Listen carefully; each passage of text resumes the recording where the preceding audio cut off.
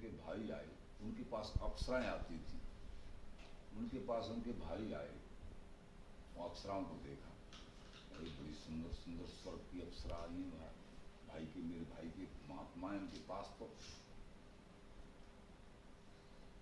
जब वो चले गई अप्सराएं, इसके बाद में प्रणाम किया, ये भैया, उनके अंदर संसार की भावनाएं थी भाई के अंदर कि भैया मेरी प्रार्थना है कि इनमें से एक अप्सरा अगर मुझे प्राप्त हो जाए, आपकी तो सब आज्ञा पालन करती हैं, आप जो चाहते हो उनसे वो सेवा आपके पास, तो आप तो सामर्थ्यवान हो, लेकिन एक अप्सरा मुझे प्राप्त हो जाए उनमें से, क्योंकि संसार का भाव था उनके अंदर।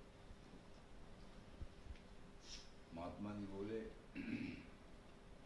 अच्छा और कोई बात? बस यही बात है, और तो मेरे पास धन धान संपन्न सारी मोह है, संसार का सारा वैभव है, पर इतना ही एक अप्सरा मुझे प्राप्त हो। अप्सरा को देख के मोहित को नहीं हो जाएगा, ऐसी स्वरूप है,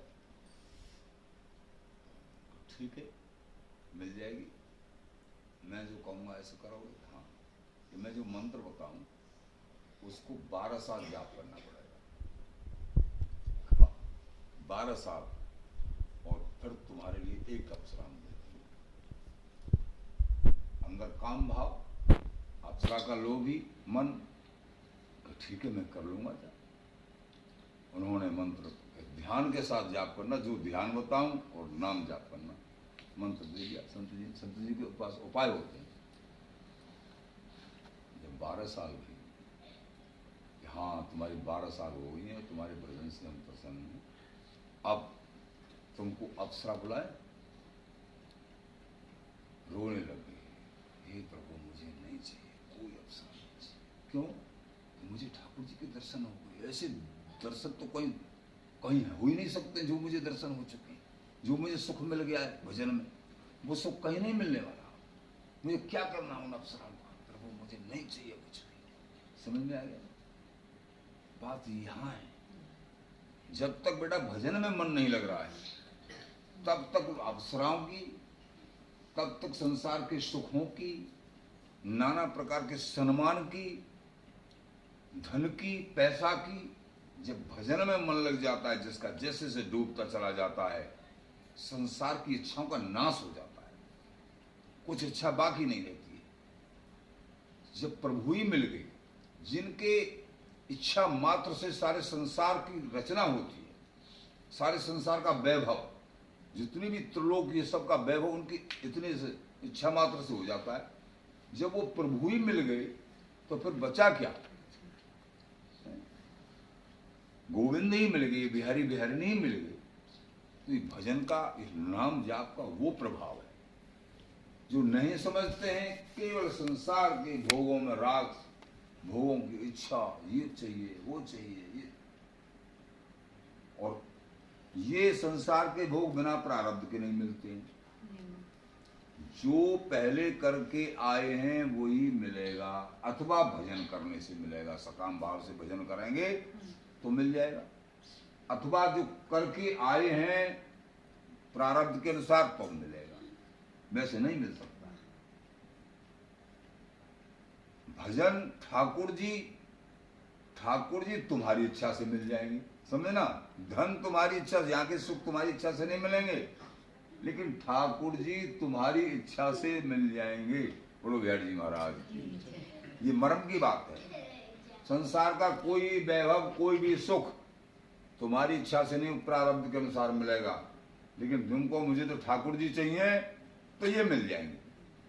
मतलब सब वैभव को देने वाले वैभवपति, उनकी दृष्टि मात्र से, एक अंश मात्र से, सोचने मात्र से सब वैभव, सारी सृष्टि उत्पन्न हो जाती, सारा वैभव उनके उत्पन्न हो जाता है, वो मिल जाएंगे, लेकिन वैभव नहीं मिलेगा बिना प्रारब्ध के। हमको क्या करना? हमको तो कौन चाहिए? हमको चाहिए वैभवपति। कौन? हमारे प्रभु, हमारे बिहारी बिहारिन। तो बेटा ये सारी कमियां हमारी हैं कि जो हम भजन साधना नाम में रुचि नहीं रखते हैं और केवल बातें बनाते हैं, बेटा बातें बहुत सीमित करो। भजनानंदी कभी फालतू चर्चा सुनना।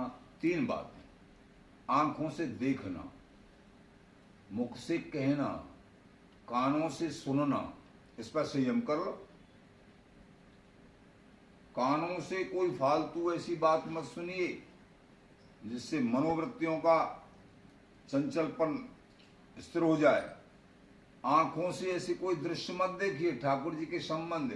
कहीं ऐसी जगह पे आंख चली जाए, दृष्टि चली जाए, वहां से तुरंत हटाइए, दोबारा मत देखिए, जिससे मन चंचलता पकड़ता हो। ये बेटा साधना है, प्रभु मिलने की गढ़ जो है तब बात बनती है, अपने आप को कसा जाता है। इस जीवन में फूल खिल जाते हैं, इस जीवन में प्रभु मिल जाते हैं। और ये तो वृंदावन धाम से तुम्हारा जुड़ाव वृंदावन धाम में है, इतना सौभाग्य। एक दिन भी जो वृंदावन धाम आ जाए, लाडली जी उसका नाम अपने खाते में लिख दे। क्योंकि बिना लाडली जी की, बिना बिहारी बिहारी की, स्वामी जी की इच्छा की कोई भी जीव कहीं से भी वृंदावन में नहीं आ सकता। ये महल है उनका, और जो बराबर वास कर रहे हैं उनके तो कहना ही क्या।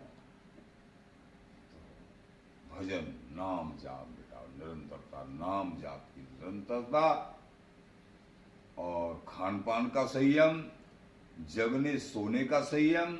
ये नहीं है कि सो रहे हैं कई कई घंटे, गर्ज नहीं है प्रभु से मिलने की, प्रभु के भजन की। व्यर्थ में समय को खो रहे हैं, व्यर्थ में।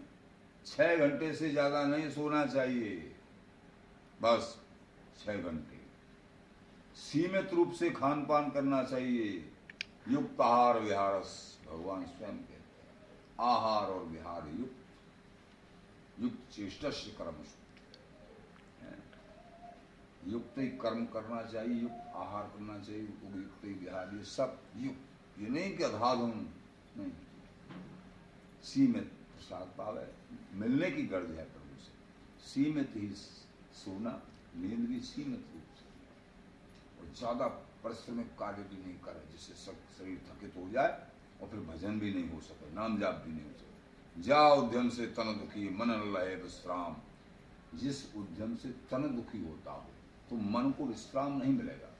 बिहारी दास मनसा दुखी, फिर मन की जो मनसा है वो भी दुखी रहेगी। कौन एक सतमुख नाम, फिर नाम नहीं निकलेगा।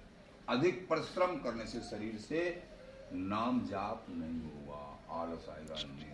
इसलिए हमको भजन को सुरक्षित रखने के लिए आहार सीमित, परिश्रम सीमित, सोना सीमित, ये सब तब बात बनेगी। ये जीवन मुश्किल से मिला है, मुश्किल से।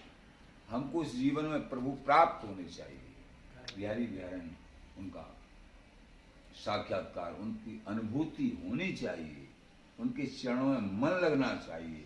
ऐसा लगे अब लियो ऐसी जियो, अब मिल जाए मुझे, अब मिल जाए, अब मिल जाए, ऐसी तड़फन इस जीवन में तड़फन आनी चाहिए। तड़फन तो संसार के सुखों की है, संसार के सुखों की तड़फन है। ये नहीं मिला, ये नहीं मिला, ये मेरा, ये तड़फन है। तो वो तड़फन कैसे पैदा हो? ये नाम जाप की कृपा से होगी। नाम जाप निरंतर करो, जहां भी हो, तुम जैसे भी हो, जिस स्थिति में हो, गृहस्थ हो, कैसे भी हो, जहां भी हो, नाम जाप करो।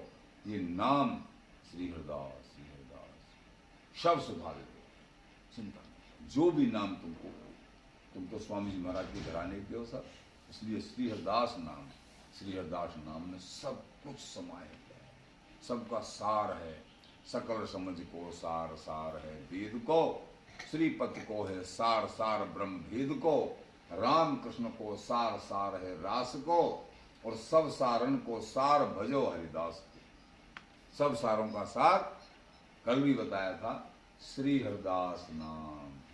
सब सत्संग का सार श्री हरदास नाम जाप करना। जितना भी रात दिन जो सत्संग सुनते करते हो, जब भी, सबका सार बेटा ये है, नाम जाप करिए। जो जिस नाम में जिनकी रति हुई प्रभु के अनंत नाम है, लेकिन आपके लिए श्री हरदास नाम।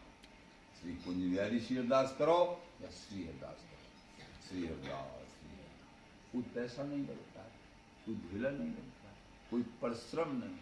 श्रम थोड़ो सुख आगरो, श्रम सबसे कम है और सुख सबसे आगे का है। यही तो चाहता है जीव कि मेरे को परिश्रम कुछ नहीं करना पड़े और सुख सबसे। हाँ हाँ, संतों की बातों को मान लो, श्रम तोड़ो, भजन करो, नाम जाप करो, फिर बताओ आगे सुख तुम्हारे पीछे पीछे नहीं घूमे। लेकिन पहले ठाकुर देखेंगे ना थोड़ा, नहीं थोड़े से दिन भजन किया, अरे महाराज जी कुछ नहीं, अरे बाबरे कि भजन का फल क्या है? आचार्य जन कहते भजन का फल क्या है? कि भजन का फल सबसे बड़ा यह कि तुम्हारा मन ये संसार के विषयों में रमण करने वाला तुम्हारा विषयी मन, तो ये प्रभु के सानिध्य में प्रभु का चिंतन मनन भजन कर रहा है। इससे बड़ा फल और क्या हो सकता है? प्रभु का भजन कर रहा है, उस समय का सदुपयोग कर रहा है, यथार्थ सदुपयोग कर रहा है। तो भजन का फल, भजन में मन लगने से ज्यादा और दूसरा फल नहीं हो सकता है। प्रभु की प्राप्ति तो होनी होनी है, उनका साक्षात्कार, उनकी अनुभूति तो होनी ही होनी है, लेकिन उनकी भजन में मन, नाम जाप में मन लगना ही भजन का फल है। बोलो यार जी महाराज। इसलिए बेटा इस जीवन को आनंदमय बनाना है तो जहां भी हो, जैसे भी हो, जो भी कुछ हो, तुम भजन करो, नाम जाप करो। श्री हरिदास।